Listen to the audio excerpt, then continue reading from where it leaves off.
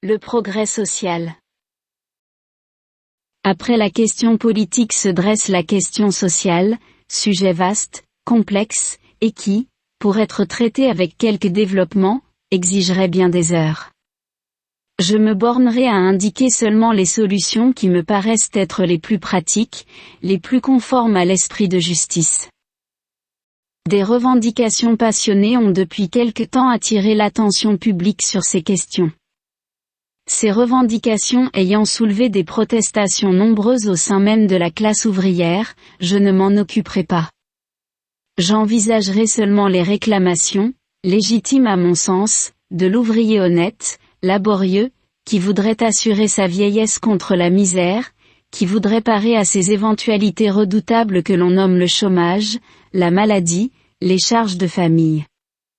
N'est-ce pas là le droit sacré du travail ? Un danger menace à la fois le progrès social et la République. C'est l'enrôlement du travailleur par le cléricalisme.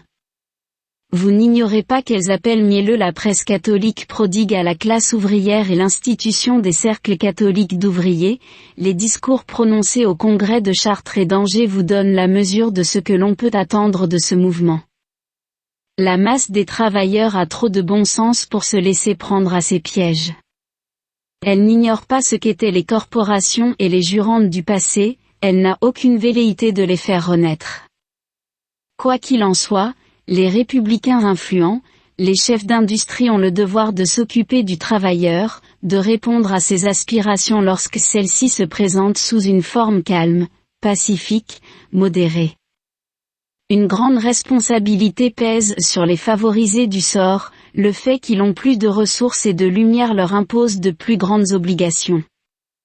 Et, disons-le, beaucoup d'entre eux ont donné de nobles et généreux exemples, les Meignier, les Godin de Guise et tant d'autres, en faisant participer leurs ouvriers aux bénéfices de la production industrielle, en établissant pour eux et leurs familles des demeures hygiéniques, des écoles gratuites, ont montré ce qu'il y avait à faire pour le bien-être, pour le perfectionnement physique, intellectuel, moral, du plus grand nombre.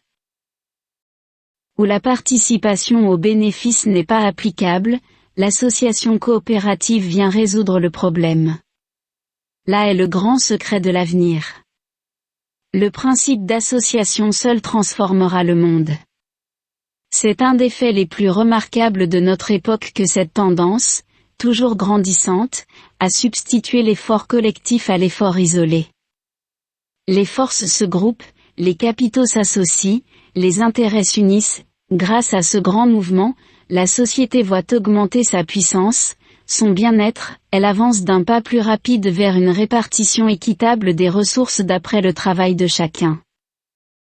Si l'on considère ce qu'a déjà produit le principe d'association dans les innombrables institutions de prévoyance et de mutualité, assurance sur la vie, chambres syndicales, banques populaires telles qu'elles fonctionnent en Allemagne et en Italie, sociétés coopératives de production et de consommation, on sera étonné du développement colossal de cette idée.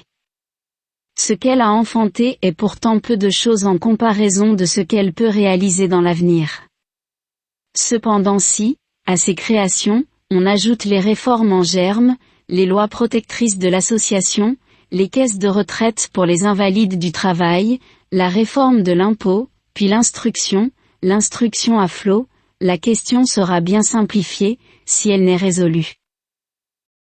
L'humanité marche vers la solidarité et non vers la division. Cette grande idée de l'association a germé longtemps dans l'ombre, aujourd'hui elle commence à se faire jour et à porter ses fruits. Les travailleurs n'ont pas à détruire, ils n'ont qu'à transformer. Ils ont le nombre et le suffrage, s'ils savent borner leurs revendications dans les limites du droit et de la justice, leur succès n'est plus qu'une question de temps et de degré. Il est assuré dans un prochain avenir. La question sociale ne comporte pas seulement l'amélioration du sort de l'ouvrier, elle vise aussi la femme dont une instruction insuffisante, basée sur des superstitions religieuses, fait trop souvent l'appui des représentants du passé. Il y a là une force immense perdue pour le progrès. La femme, en effet, n'est-elle pas douée de qualités natives, de facultés, d'aptitudes qui, sur bien des points, la rendent supérieure à l'homme? Il suffira de développer ces qualités par une instruction sérieuse, par une éducation forte qui chasse de son esprit les préjugés, les ombres de la superstition, qui l'élève à la hauteur de l'esprit de l'homme. Alors seulement la famille sera unie, alors la femme, devenue à son tour un défenseur de la cause du progrès, saura élever des générations viriles et contribuer à assurer l'avenir qui, sans elle, sans son action, serait toujours précaire et incertain.